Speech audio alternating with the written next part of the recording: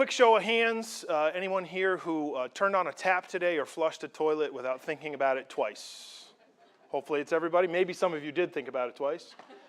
That's a luxury we have here in the United States that a lot of other parts of the country don't have, and it's a product of a lot of expertise in water management that we don't do a good enough job deploying across the world. And I'm going to talk about how to untap that potential to help manage water conflicts abroad. The notion of water wars, which I'm sure you're all familiar with, gets a lot of press, but we haven't seen a lot of examples of it actually happening, as opposed to water conflict, such as what's going on in Cape Town right now with their day zero, potentially running out of water. Syria's civil war was in many ways sparked by a failure to manage a drought and a rush to the city, in a city that didn't have the water to provide it. We hear stories about private extraction of water creating conflict between corporations, ecosystems, and residents across the world. These sorts of conflicts pit people against each other and can lead to violence. The skill sets required to manage those are the same skill sets required to manage water utilities here in the United States. Can you manage a budget? Can you establish a revenue need? Can you establish rates? Can you plug holes in infrastructure? Can you develop new water supplies, new water sources?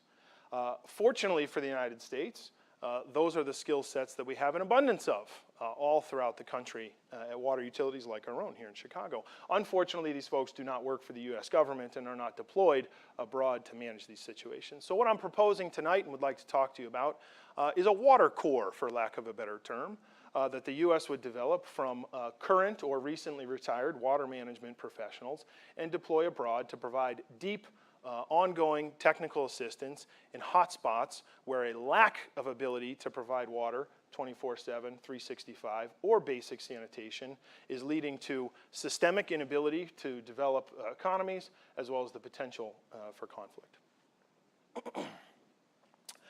The conflicts that I'm talking about are exacerbated in many ways by climate change. They're exacerbated by changes in agricultural and industrial production, rapid urbanization, and other things that we've seen here in the United States. Right? They lead to mass migrations, and we know from recent experience that mass migrations can put stress on national security systems, even national identities, and a whole host of other problems.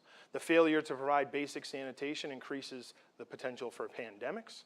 The inability to have sustainable economic development can breed resentment, hostility, and other problems. These are issues that threaten interests of the United States and its allies, and they are issues that we should address at the federal level. So the development of a water corps, not unlike the Peace Corps or other efforts, would be to find and mobilize individuals with water management backgrounds to deploy abroad in these situations. The current U.S. water management program abroad, which is run through USAID, focuses on 13 countries, largely in Africa, the Middle East, and South Asia. The current programming focuses on national level water strategy and large-scale agricultural development. These are not invaluable, and many of the federal agencies that work on these things, whether it's USAID, the Army Corps of Engineers, the U.S. Environmental Protection Agency, State Department, and others, provide a lot of skill set and a lot of value to help manage those things. But none of them are really trained in the nuts and bolts of making sure that those taps run and those toilets flush on a day-to-day basis, dependably for months and years to come. In contrast, we have water managers who make Atlanta a functioning, growing metropolitan region with essentially no water.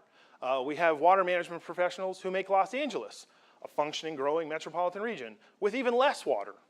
We have water management professionals who somehow make Las Vegas work with zero water, and it's growing by leaps and bounds. And crazily enough, they might go to the Stanley Cup this year, which is bizarre that there's even a hockey team there, which again speaks to their ability to provide water. So these skill sets can be deployed in other countries where the same types of efforts that went into managing Las Vegas, developing alternative water supplies, reuse of non-potable water, making sure that pricing is set to encourage conservation, are the same skill sets that can be used in Kinshasa, in Beirut, in Kabul, in all these regions of the world that we work in, but without working in the urban environment to make sure that the cities, the suburbs, and villages in these centers can continue to operate and function. There are precedents for this in law enforcement, where we deploy police officers abroad for cultural awareness training and helping set up law enforcement efforts elsewhere. I maintain that this would be an attractive option for water utilities.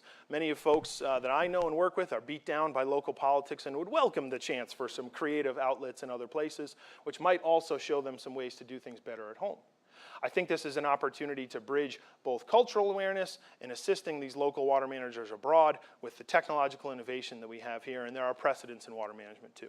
The variety of ways that we can pay for this, some of which is redeploying of existing resources, and another potentially more creative way is that these same water utilities often are seeking loans from the federal government and have to repay that loan with interest. Let's let these water utilities pay that interest instead of to the federal government, pay it through the staff time to deploy their folks abroad.